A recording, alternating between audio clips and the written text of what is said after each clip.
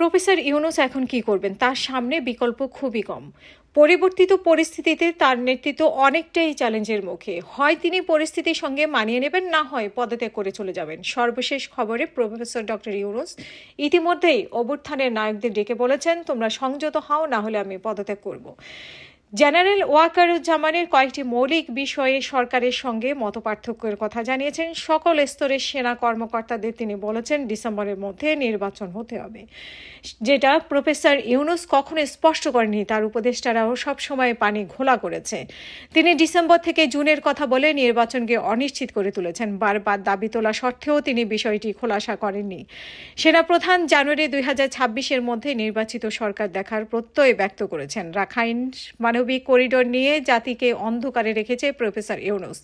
নীতিগত সিদ্ধান্ত নেওয়ার পর বিভ্রান্তির বেড়াজালে ফেলেছেন জনগণকে। অদৃশ্য শক্তির সঙ্গে হাত মিলিয়ে জটিল এক পরিস্থিতি তৈরি করেছেন। জাতিসংঘের মহাসচিবকে এনে করিডোরের যথাযথ প্রমাণ করার চেষ্টা করেছেন, যদিও তিনি স্পষ্টকাতর এই বিষয় নিয়ে কোনো রাজনৈতিক দলের সঙ্গে আলোচনা করেননি। রাজনৈতিক দলগুলোর করা সমালোচনা করেছে, কেবলমাত্র জামাত ইসলামী এক রহস্যজনক আচরণ করেছে।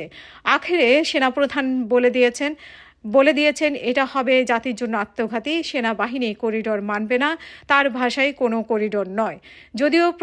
যদিও প্রায় একই সময়ে নিরাপত্তা উপদেষ্টা ডক্টর খলিলুর রহমান এক সংবাদ সম্মেলনে তার করিডোর নিয়ে আলোচনা করেননি এবং করবেনও না।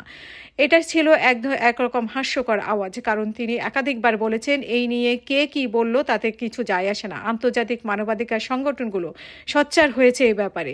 এতদিন তারা প্রফেসর ইউনূসের পক্ষেই গান গাইছিল। মপতন্ত্র নিয়েও সেনাপ্রধানের কথা বলেছেন। 5 আগস্টের পর এটা ছিল মপতন্ত্র এক চ্যালেঞ্জ। দেশের আনাচে কানাচে পর্যন্ত মপতন্ত্রের স্বাভাবিক আইনশৃঙ্খলা পরিস্থিতি কাবু হয়ে পড়েছিল।